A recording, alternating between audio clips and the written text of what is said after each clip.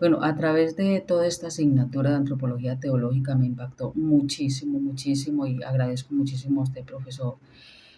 Yo creo que de verdad es muy importante esta área y formarnos bien para evangelizar bien. Entonces, tenía, por ejemplo, el concepto del pecado original. Para mí el pecado original era el pecado de la soberbia, de la desobediencia de Adán y de Eva. Y realmente comprender que el pecado original es una herida que está en nuestra naturaleza, que es una herida contraída, que es una herida precisamente que es universal, que es general, que es para todos, una herida que está en nuestra inteligencia, en nuestra voluntad, en nuestra forma de ser emocionales y que es lo que nos limita precisamente como para realmente cumplir el plan de Dios. Entonces, como que uno contextualiza y se da cuenta que ya ese pecado original no era lo que yo pensaba. A mí, asimilo muchísimo el reconocer que el pecado original es una herida y que está en mi naturaleza. Eso me ayuda también a vivir mi dimensión humana, siendo más humana. También esa parte del bautismo sacramental, uno siempre formaba y desde que entré al convento, desde que viví mi vida consagrada, uno terminaba formando a las demás personas en que el bautismo es el que borra el pecado original. Y no, descubrir que el bautismo sacramental lo que hace precisamente es como sanar esa culpabilidad que tenemos, esa culpa que cargamos por la herida.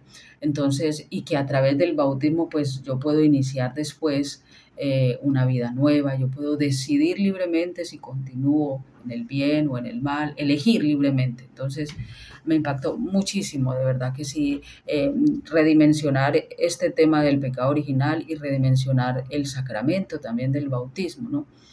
Y en cuanto a la terminología de muchas cosas que han cambiado en mí, a mí me parece impactante porque yo pensaba que el mal incluso era como un Dios, tan poderoso como un Dios, uno potencia el mal. Y el mal no es un Dios y el mal no es una creación de Dios. Eso aterriza también mucho el concepto de lo que es el mal, la maldad. Para mí descubrir el significado del pecado me impactó muchísimo, mucho el pecado personal, el pecado que es contraído me impactó muchísimo porque pensaba que el pecado era como esa rebeldía con Dios, esa lejanía de Dios, esa ausencia de Dios en mí porque yo lo decido.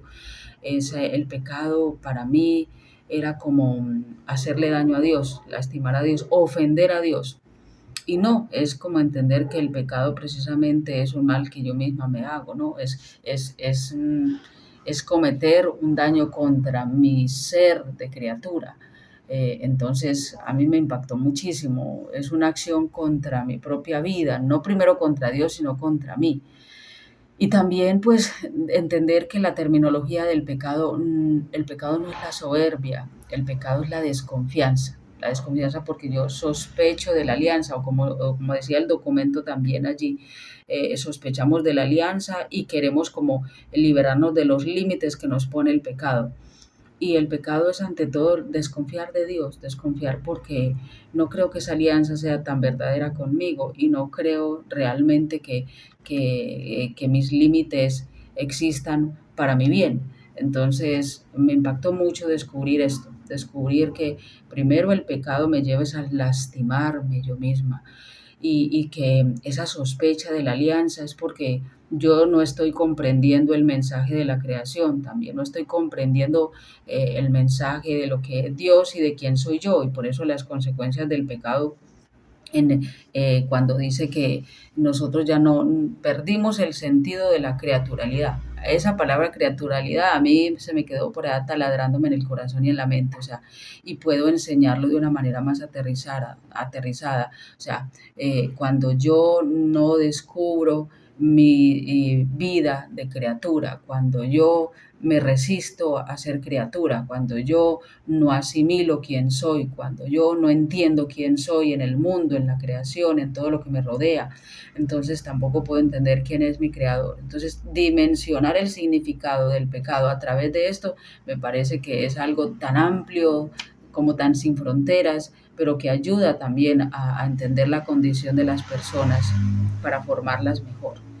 Y me impactó mucho que descubrir que la gravedad del pecado no es ese pecado mortal, ese pecado de la lujuria, ese pecado de los asesinatos, de los genocidios, del corazón malo del hombre, no.